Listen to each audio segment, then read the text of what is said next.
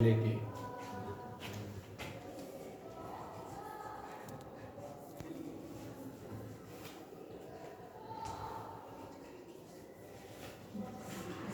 ठीक है। तो हम लोग अब पढ़ेंगे सॉल्युबिलिटी। तो सॉल्युबिलिटी कैसे देखते हैं? सॉल्युबिलिटी के लिए तो पहले कि सॉल्युबल होगा तभी तो सॉल्युबिलिटी देखेंगे। डिजॉल्व होगा तभी ना, नहीं डिजॉल्व होगा तो फिर सॉल्युबिलिटी देखने का कोई मतलब नहीं है। तो एक चीज हम लोग पढ़ते हैं, like dissolve like dissolve like मतलब क्या हो गया? ये दोनों का नेचर सेम रहेगा तभी होगा। Polar molecules dissolves in polar molecule,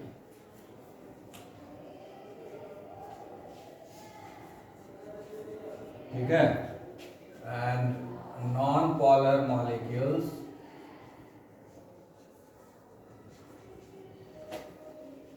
dissolves in non-polar molecules, ठीक है। पोलर, इसका मीनिंग क्या हुआ? लाइक डिजॉल्व लाइक का ये दोनों मीनिंग हुआ, ठीक है। Polar molecule dissolves in polar molecule मतलब ऑर्गेनिक कंपाउंड जो डिजॉल्व होगा ऑर्गेनिक मॉलिक्यूल्स में ही, और इनऑर्गेनिक मॉलिक्यूल्स जो है वाटर में डिजॉल्व होता है, क्योंकि इनऑर्गेनिक मॉलिक्यूल्स में तो कोई लिक्विड होता नहीं है, सारा सॉलिड होता है। इनऑर्गेनिक मॉलिक्यूल्स तो कोई लिक्विड होता नहीं है, सारा का सारा सॉलिड ही होता है, समझ गए।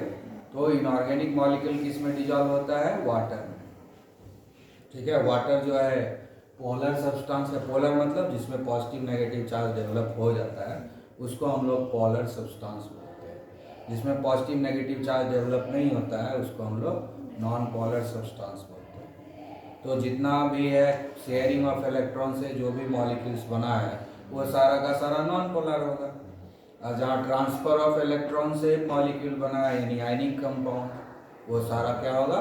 पोलर मॉलिक्यूल होगा। इसलिए जो आयनिक कंपाउंड है जैसे सोडियम क्लोराइड हो गया, कैल्शियम क्लोराइड हो गया, कॉपर सल्फेट हो गया, ये सब क्या है? पोलर मॉलिक्यूल्स है। तो ये सब जो पोलर सब्सटेंस है वाटर में डिजॉल्व होगा, ठीक है। वाटर में ऐसे कुछ ऑर्गेनिक सब्सटेंस भी डिजॉल्व होता है, जैसे चीनी डिजॉल्व हो जाता है, अल्कोहल डिजॉल्व हो जाता है, तो कुछ एक्सेप्शन भी है। तो वाटर को हम लोग यूनिवर्सल सॉल्वेंट भी बोलते हैं क्योंकि उसमें पोलर नॉन पोलर दोनों घुलता है, लेकिन सारा का सारा नॉन पोलर सब्सटेंस वाटर में नहीं घुलता है। कुछ है नॉन पोलर सब्सटेंस जो हाइड्रोजन बॉन्ड बना पाता है वाटर के साथ, वो वाटर में घुल जाता है। जो हाइड्रोजन बॉन्ड वाटर के साथ नहीं बना पाता है वो ऑर्गेनिक कंपाउंड वाटर में नहीं घुलता। लेकिन ऑर्गेनिक कंपाउंड जो है ऑर्गेनिक सॉल्वेंट्स जैसे कि अल्कोहल हुआ, ईथर हुआ, एसीटोन हुआ, कार्बन टेट्राक्लोराइड हुआ, ये सब ऑर्गेनिक सॉल्वेंट है, इस सब में डिजॉल्व हो जाता है, समझ गए। ऐसा क्यों होता है? इसका कारण क्या होता है कि जो इंटरमॉलिक्यूलर फोर्स ऑफ अट्रैक्शन का जो नेचर होता है वो सेम होता है।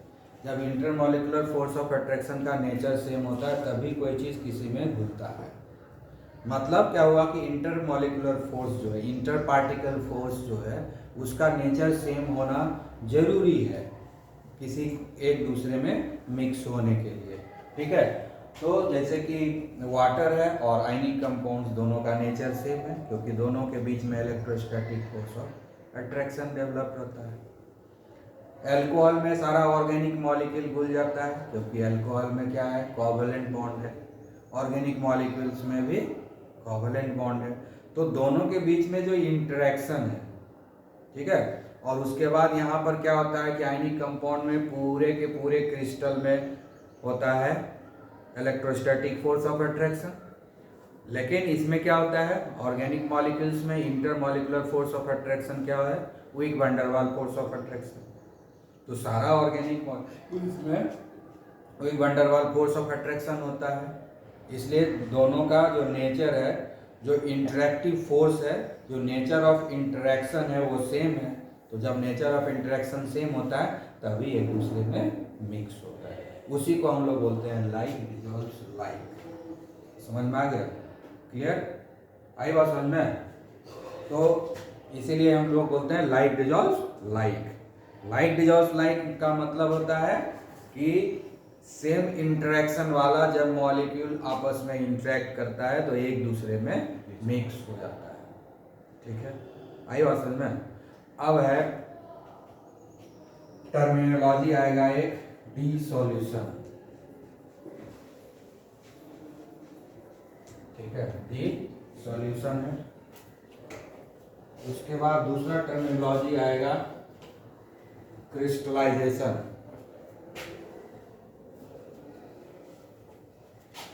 दूसरा टर्मिनोलॉजी आएगा क्रिस्टलाइजेशन।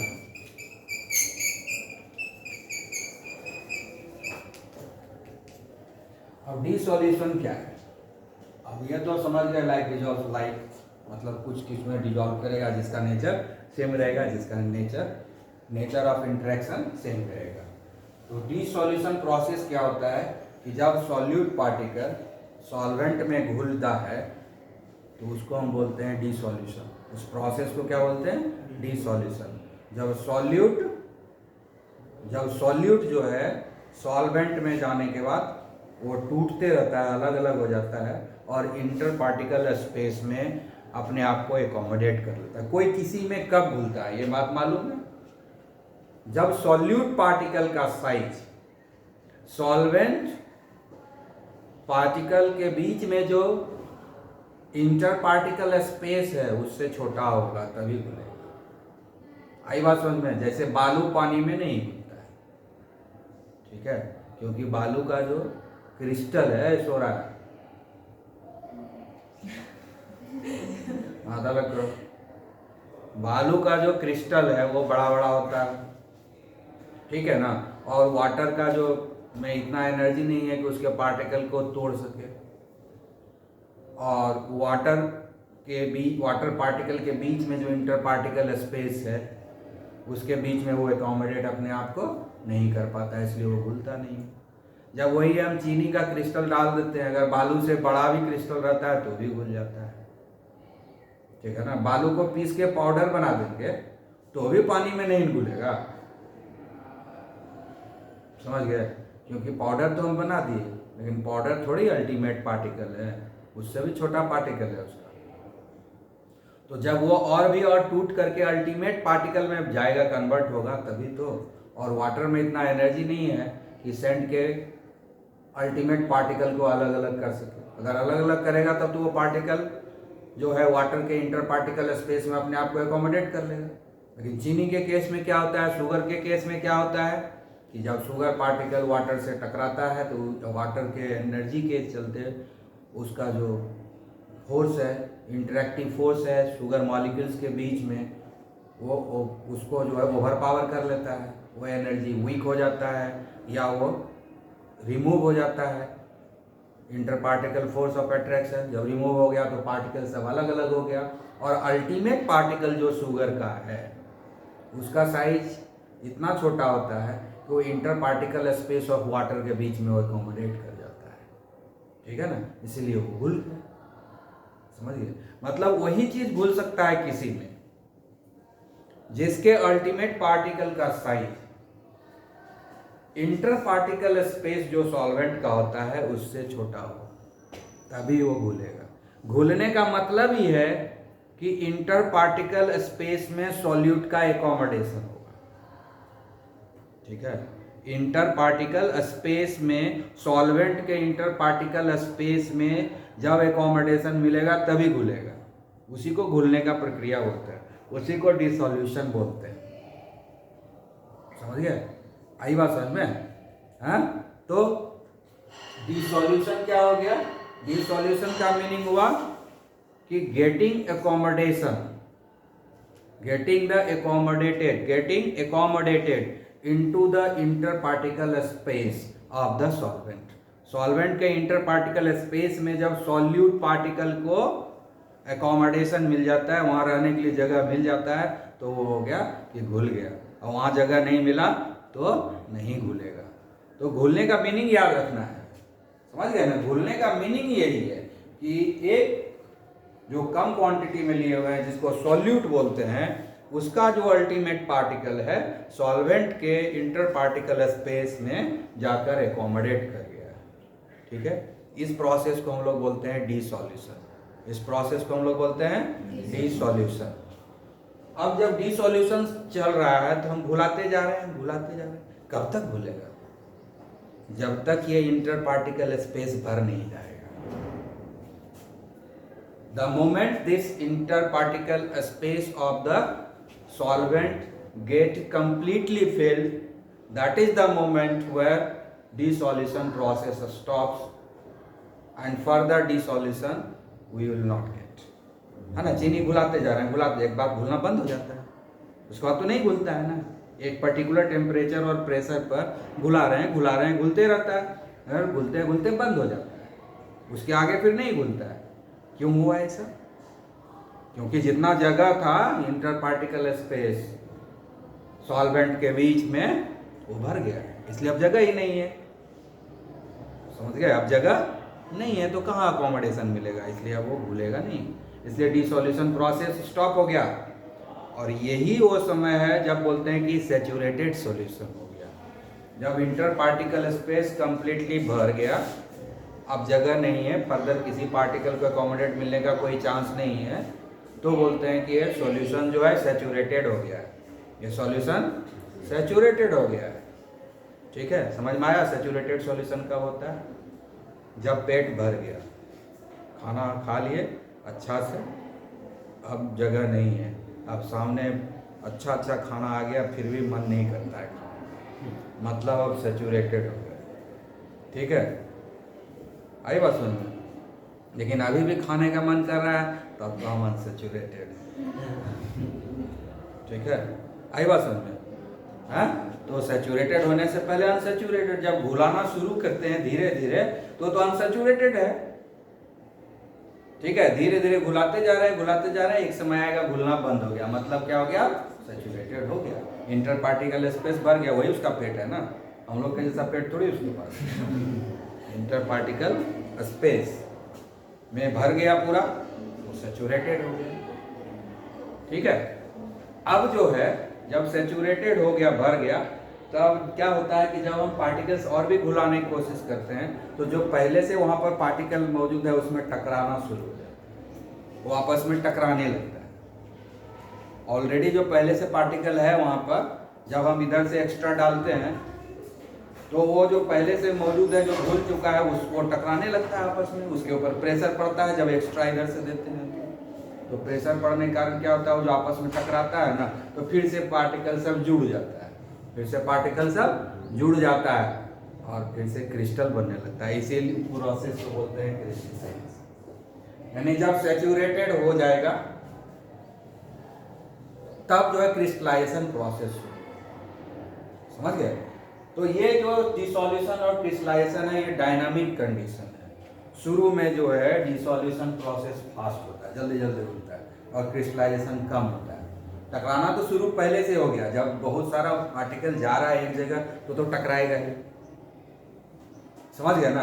तो टकराएगा तो क्या होगा, एक दूसरे पर क्लिंग हो जाएगा, जुड़ जाएगा, तो पार्टिकल्स क्रिस्टल बन जाएगा, तो क्रिस्टल बाहर निकल जाएगा वो।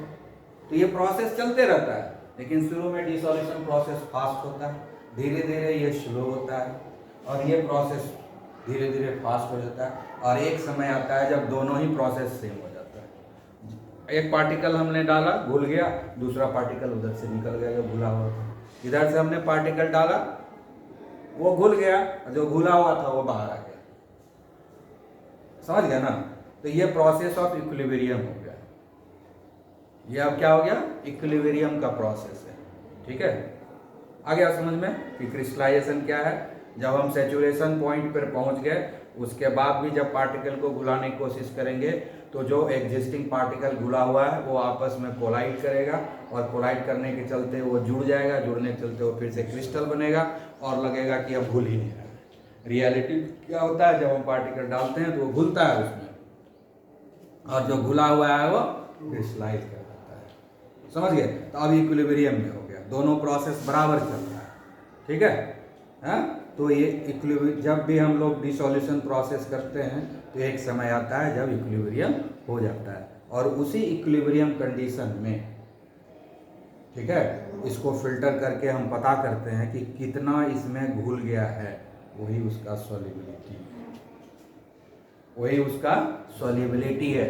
जब सैचुरेटेड कंडीशन आ गया, इक्विलिब्रियम का कंडीशन आ गया, उस समय हम नापते हैं कि इसमें कितना ये घुला है, अमाउंट ऑफ सॉल्यूट कितना प्रेजेंट है इक्विलिब्रियम कंडीशन में।